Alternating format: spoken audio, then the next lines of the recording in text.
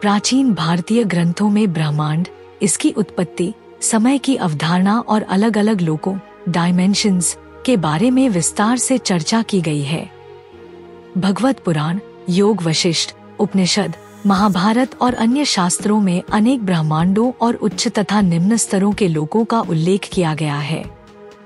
आधुनिक विज्ञान में क्वांटम यांत्रिकी, क्वांटम मैकेनिक्स और स्ट्रिंग थ्योरी जैसी शाखाओं में समानांतर ब्रह्मांडों, मल्टीवर्स थ्योरी की संभावना को गंभीरता से अध्ययन किया जा रहा है।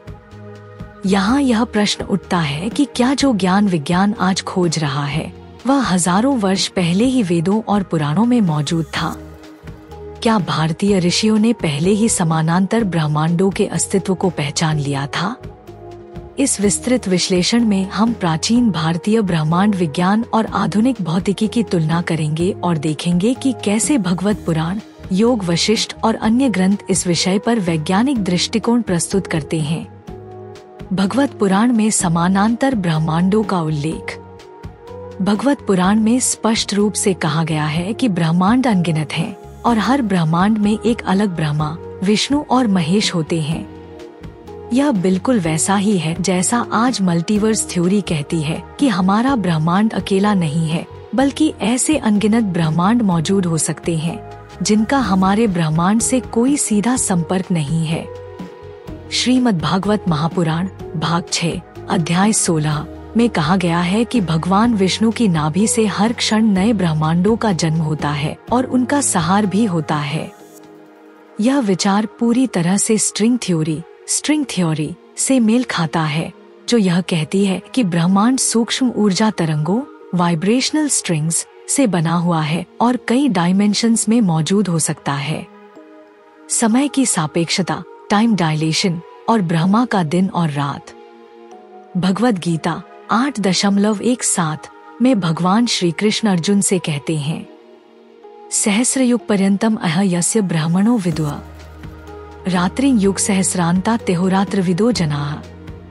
अर्थात ब्रह्मा का एक दिन 1000 चतुर्युगी 4 युगों का चक्र के बराबर होता है और उनकी रात भी उतनी ही लंबी होती है। एक चतुर्युगी लगभग 43.2 लाख वर्षों की होती है, अर्थात ब्रह्मा का एक दिन और रात 8.64 अरब वर्षों के बराबर होता है। यह आधुनिक भौतिकी के टाइम डायलेशन की अवधारणा से पूरी तरह मेल खाता है, जो आइंस्टीन के सापेक्षता सिद्धांत, थ्योरी ऑफ रिलेटिविटी का एक प्रमुख भाग है। आइंस्टीन के अनुसार जब कोई वस्तु प्रकाश की गति के करीब चलती है तो उसका समय धीमा हो जाता है। इसी प्रकार ब्रह्मा के लोक में समय पृथ्वी के समय की तुलना में असाधारण रूप से धीमा चलता है। योग वशिष्ठ और अनगिनत संभावनाएं, मैनी वर्ल्ड्स इंटरप्रिटेशन। योग वशिष्ठ में एक कहानी आती है जिसमें राजा लवाना एक रहस्यमय यात्रा पर निकलते हैं और एक अलग ही दुनिया में पहुंच जाते हैं, जहां का समय और घटनाएं उनकी पृथ्वी से पूरी तरह अलग होती हैं। जब वे लौटते हैं तो वे पाते हैं कि केवल कुछ क्षण ही बीते हैं, जबकि उन्होंने वहां वर्षों का अनुभव किया था। यह पूरी तरह से क्वांटम भौतिकी की मैनी वर्ल्ड्स इंटरप्रिटेशन से मेल खाता है, जो कहता है कि प्रत्येक निर्णय के साथ नया ब्रह्मांड बन सकता है और अनगिनत ब्रह्मांड एक साथ मौजूद हो सकते हैं। हिंदू ब्रह्मांड विज्ञान में 14 लोकों की अवधारणा। वेदों और पुराणों में 14 लोकों का उल्लेख है, जो विभिन्न ब्रह्मांडीय स्तरों का प्रतिनिधित्व करते हैं। ऊपरी लोक, हायर डायमेंशंस, सत्यम लोक, तप लोक, जन लोक, महालोक, स्वर्ग लोक, भुवर लोक, मध्य लोक, अर्थ रियल्म, 7 पृथ्वी लोक, निचले लोक, लोअर डायमेंशंस, 8 हतल, 9 वितल, 10 सुतल, 11 त्रसातल, 12 तलातल, 13 महातल, 14 पाताल। यह बिल्कुल वैसा ही है जैसा कि आधुनिक विज्ञान 11 डायमेंशनल ब्रह्मांड, 11 डायमेंशनल यूनिवर्स और मल्टीवर्स थ्योरी में बताता है। शिव का तांडव और क्वांटम यांत्रिकी। भगवान शिव का नटराज रूप उनके तांडव नृत्य को दर्शाता है, जिसे ब्रह्मांड की ऊर्जा का शाश्वत कंपन, कॉस्मिक वाइब्रेशंस कहा जाता है। क्वांटम भौतिकी के अनुसार संपूर्ण ब्रह्मांड ऊर्जा के सूक्ष्म कंपन, वाइब्रेशंस से बना हुआ है और यही कंपन सभी चीजों को जोड़े रखता है। यह विचार स्ट्रिंग थ्योरी से पूरी तरह मेल खाता है, जिसमें कहा गया है कि ब्रह्मांड की मूलभूत इकाइयां सूक्ष्म ऊर्जा तरंगों के रूप में कंपन करती हैं। निष्कर्ष: क्या प्राचीन भारत ने पहले ही समानांतर ब्रह्मांडों की खोज कर ली थी? सभी तथ्यों को देखते हुए यह स्पष्ट होता है कि वैदिक ग्रंथों में समानांतर ब्रह्मांड, मल्टीवर्स, समय की सापेक्षता, उच्चायाम, हायर डायमेंशंस और ब्रह्मांडीय चेतना की अवधारणा पहले से मौजूद थी। आधुनिक विज्ञान धीरे धीरे उन सिद्धांतों को खोज रहा है जो भारतीय ऋषियों ने हजारों साल पहले ही समझ लिए थे। इसलिए यह कहना गलत नहीं होगा कि आधुनिक विज्ञान जो आज सिद्ध कर रहा है वह कहीं न कहीं वैदिक ग्रंथों से मेल खाता है। आधुनिक वैज्ञानिक स्टीफन हॉकिंग, नील्स बोहर, ह्यू एवरेट और ब्रायन ग्रीन जैसे भौतिकविद आज जिन सिद्धांतों पर काम कर रहे हैं वे हजारों साल पहले भारतीय ऋषियों द्वारा ध्यान और गहन आत्मानुभूति से समझ लिए गए थे। श्रीमद् भागवत महापुराण के अनुसार हर क्षण अनगिनत ब्रह्मांड उत्पन्न और विलीन हो रहे हैं, ठीक वैसे ही जैसे आधुनिक विज्ञान parallel universes and bubble universes की बात करता है। क्या विज्ञान और वेदांत एक ही सच की ओर इशारा कर रहे हैं? आज जब वैज्ञानिक ब्रह्मांड की उत्पत्ति और समानांतर ब्रह्मांडों को समझने के लिए large hadron collider (LHC), black hole study और स्ट्रिंग थ्योरी पर शोध कर रहे हैं, वहीं प्राचीन ऋषियों ने पहले ही कहा था कि ब्रह्मांड सूक्ष्म ऊर्जा तरंगों, सटल एनर्जी वाइब्रेशंस और प्रारब्ध कर्मों, कॉजल कर्मा से निर्मित होता है।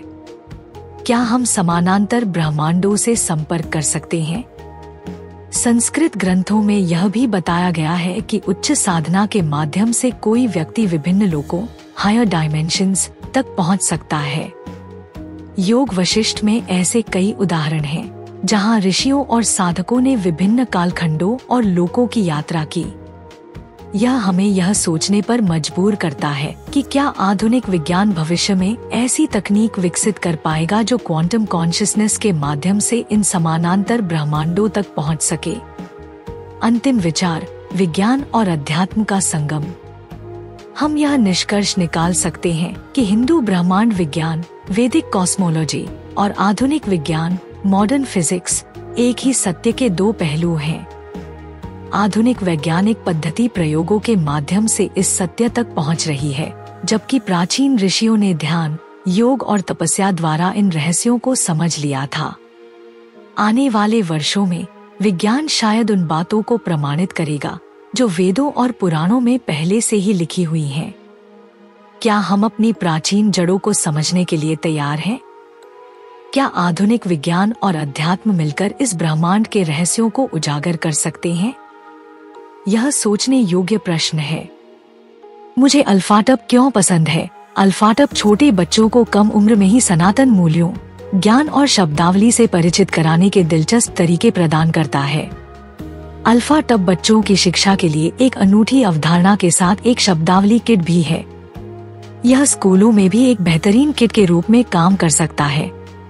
माता पिता अल्फाटब मोबाइल ऐप का उपयोग करके बहुत सारे टब शीट और टब कार्ड बना सकते हैं और अल्फाटब का उपयोग करके मजेदार गेम के माध्यम से अपने बच्चों के साथ जुड़ सकते हैं। मैंने अल्फाटब ऐप का उपयोग किया है और वीडियो में दिखाए अनुसार टब कार्ड बनाए हैं। जब मैंने पहली बार अल्फाटब देखा तो मुझे पता था कि मेरे भतीजे और भतीजी इसे पसंद करेंगे। यह बच्चों के अनुकूल सामग्री से बना है, बहुत अच्छी गुणवत्ता वाला है, टूटने वाला नहीं है और लंबे समय तक चलेगा। मेरे प्रोमो कोड सनातन से 20% छूट प्राप्त करें। लिंक विवरण में है। यह हमारा सौभाग्य है कि हम अपने सनातन धर्म के ऐसे अद्भुत ज्ञान को फैलाने में सक्षम हैं। हम चाहते हैं कि आप अधिक से अधिक लोगों तक पहुंचने में आपकी मदद करें ताकि वे हमारे धर्म के बारे में जान सकें। हमारा आपसे अनुरोध है कि हमारे वीडियो को अधिक से अधिक लोगों तक साझा करें। कृपया हमारे अन्य वीडियो देखें। सनातन इतिहास के अधिक वीडियो के लिए सनातन संसार आई की सदस्यता लें।